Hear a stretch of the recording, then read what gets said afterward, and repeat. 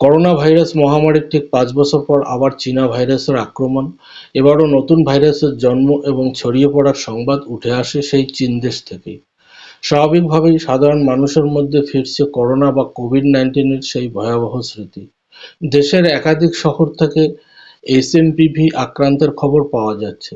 কলকাতা সহ এখনো পর্যন্ত গোটা দেশে ১৫ জনেরও বেশি শিশু এসএমপিভিতে আক্রান্ত। বিশেষজ্ঞরা বলছেন হিউম্যান মেটানিমো ভাইরাস বা এসএমপিভি ইনফ্লুয়েঞ্জার মতোই। ভয়ের কোনো কারণ নেই। তবু সতর্ক থাকতে হবে আগে থেকেই, পাশাপাশি লক্ষ্য রাখতে হবে এর উপসর্গগুলির উপরেও। নমস্কার বন্ধু, শ্রীমা হোমিও ক্লিনিকের পক্ষ থেকে আপনাদের সকলকে স্বাগতম। আশা করি সকলে ভালো আছেন এবং সুস্থ আছেন। আজকে যে রোগের বিষয় নিয়ে আপনাদের সঙ্গে বিস্তারিত আলোচনা করব, বিষয়টি হচ্ছে এসএমপিভি ভাইরাস নিয়েও ক্রমশ বাড়ছে উদ্বেগ উৎকণ্ঠা। আতঙ্ক বাড়াচ্ছে এসএমপিভি। কোভিডের মতোই কি ভয়াবহ এই ভাইরাস? কি কি উপসর্গ দেখলে সতর্ক হবেন? হোমিওপ্যাথির অ্যাডভান্স প্রিকশন সহ যাবতীয় বিষয়ে বিস্তারিত জানতে ভিডিওটি দেখতে থাকুন। পুরো ভিডিওটি দেখলে আপনি হয়তো উপকৃত হবেন। আর ভিডিওটি দেখে যদি ভালো লাগে তাহলে একটি লাইক দেবেন, কমেন্ট করবেন এবং বন্ধুদের কাছে শেয়ার করবেন। এরকম আরও স্বাস্থ্য সম্পর্কিত নতুন নতুন ভিডিও পেতে চ্যানেলটিকে সাবস্ক্রাইব করতে ভুলবেন না। এবারে বিষয়টি শুরু করা যাক। এসএমপিভি ভাইরাস নিয়ে আতঙ্কের কিছু নেই। হিউম্যান মেটানিউমো ভাইরাস এবারই প্রথম নয়। আগে ২০০১ সালে চিহ্নিত হয়েছিল। এর কোনো মিউটেশন হয়েছে কিনা তা এখনো জানা যায়নি। তবে গত ৫০ বছর ধরে এই ভাইরাসের অস্তিত্ব মানব সভ্যতাতে রয়েছে। চীনে যেহেতু কোভিড-১৯ আগে দেখা গিয়েছিল আর চীনেই এই ভাইরাসের উপদ্রব শুরু হয়েছে, তাই খানিকটা আতঙ্ক ছড়িয়েছে। যদিও চীন জানিয়েছে এটা মৌসুমি প্রকোপ, মহামারী ঘোষণার মতো জায়গায় আসেনি। কোভিড-১৯ একেবারে অন্য ধরনের ভাইরাস ছিল। করোনা সাধারণত ফ্লু বা ইনফ্লুয়েঞ্জার মতোই হলো এসএমপিভি। তাই বোঝা শক্ত আপনি কিসে আক্রান্ত। তবে এসএমপিভিতে আক্রান্ত হচ্ছে বেশিরভাগ শিশুরাই। বয়স্কদের অবশ্য আক্রান্ত হওয়ার সম্ভাবনা রয়েছে, তবে চিন্তার কিছু নেই। উপসর্গ সাধারণত ইনফ্লুয়েঞ্জার মতোই। নিউমোনিয়ার মতো এর গতি প্রকৃতি। শ্বাসযন্ত্রের উপর ও নিচের অংশে এটি সংক্রমণ সৃষ্টি করে। উপসর্গ কি কি হতে পারে? আমাদের শরীরে কম বেশি সব ধরনের ভাইরাসের উপস্থিতি একইভাবে প্রকট হয়। ইনফ্লুয়েঞ্জা বা ফ্লু এর যেসব উপসর্গ থাকে, এসএমপিভি ভাইরাসে আক্রান্ত হলেও সেগুলি দেখা যায়। যেমন গলা ব্যথা, সর্দি, কাশি, মাথা ব্যথা, গা হাত পা ব্যথা, জ্বর, বুকে সাই সাই শব্দ, দুর্বলতা হতে পারে। হিউম্যান মেটানিউমো ভাইরাস এর সংক্রমণ হলে সাধারণভাবে সর্দি হয়, প্রচুর কফ উঠতে পারে, বারবার নাক বন্ধ হয়ে যেতে পারে। এর পাশাপাশি গলায় ব্যথা, জ্বর, কোনো কোনো ক্ষেত্রে শ্বাসকষ্ট পর্যন্ত হতে পারে। আবার অনেক ক্ষেত্রে কারো যদি ব্রঙ্কাইটিস, নিউমোনিয়া বা অ্যাজমা থাকে তাহলে তা বেড়ে যেতে পারে। বেশিরভাগ ভাইরাস মরশুম বদলের সময়, বিশেষত শীতকালে মাথাচাড়া দেয়। বায়ু দূষণ বা বাতাসের ধরন পরিবর্তন হওয়ার কারণেই শীতকালে এদের প্রকোপ বাড়ে। কখনো কখনো শরৎকালেও প্রকট হয়। এসএমপিভি ভাইরাসের ক্ষেত্রেও তাই হয়েছে। কি কি সতর্কতা অবলম্বন করা জরুরি? আতঙ্কের বিষয় না হলেও সতর্ক হওয়ার প্রয়োজন রয়েছে। কোভিড আমাদের যে শিক্ষা দিয়েছিল, যা আমরা এই কয়েকদিনে ভুলে যাচ্ছিলাম, তা আবার মনে করার সময় এসেছে। বিশেষজ্ঞদের কথায় যা মেনে চলা উচিত।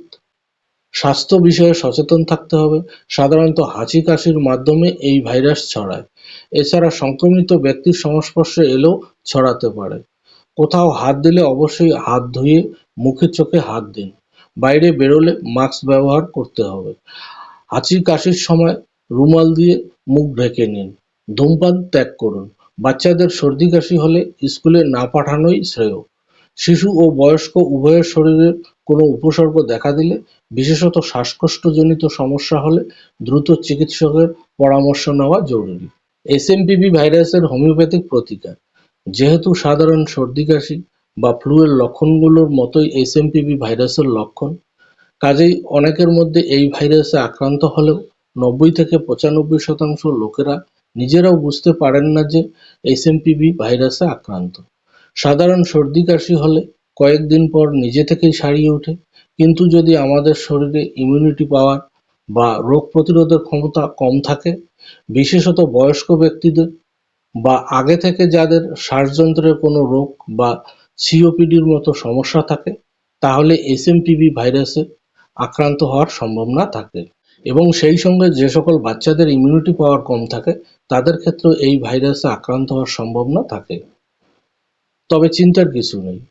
কয়েকটি হোমিওপ্যাথি ওষুধের কথা বলবো, যে ওষুধগুলো খেলে এই সংক্রমণের হাত থেকে রক্ষা পাওয়া যাবে বা সংক্রমণ হলেও খুব তাড়াতাড়ি সুস্থ হয়ে যাবেন। এই ওষুধগুলো সংক্রমণের গোড়া থেকে নির্মূল করে, কোনো পার্শ্ব প্রতিক্রিয়া নেই এবং সব বয়সের রোগীদের ক্ষেত্রে ব্যবহার করা যায়। এগুলি সংক্রমণ এড়াতে শরীরের ইমিউন সিস্টেমকে উন্নত করে। প্রথম ওষুধটি হলো ইনফ্লুয়েঞ্জিনাম 200। এই ওষুধটি বড়দের ক্ষেত্রে 2 ফোঁটা এবং বাচ্চাদের ক্ষেত্রে 1 ফোঁটা করে 1 চামচ জলের সঙ্গে দিনে 2 বার সকাল ও সন্ধ্যায় 2 থেকে 3 দিন খেতে হবে। দ্বিতীয় ওষুধটি হলো আর্সেনিক অ্যালবাম 200। এই ওষুধটিও বড়দের ক্ষেত্রে 2 ফোঁটা এবং বাচ্চাদের ক্ষেত্রে 1 ফোঁটা করে 1 চামচ জলের সঙ্গে দিনে 2 বার 2 থেকে 3 দিন খেতে হবে। আর তৃতীয় ওষুধটি হলো টিনোস্পোরা কর্ডিফোলিয়া মাদার টিনচার, যা গুলঞ্চ বা গিলয় নামে এক প্রকার লতানো গাছের থেকে তৈরি। এই ওষুধটি খেলে আমাদের শরীরের রোগ প্রতিরোধের ক্ষমতা বৃদ্ধি করে, ফলে এই সকল ভাইরাস সহজে আক্রমণ করতে পারবে না। এই ওষুধটি বড়দের ক্ষেত্রে 10 ফোঁটা এবং বাচ্চাদের ক্ষেত্রে 5 ফোঁটা করে সামান্য ঈষৎ উষ্ণ জল সহ দিনে 3 বার 15 দিন পর্যন্ত খেতে হবে।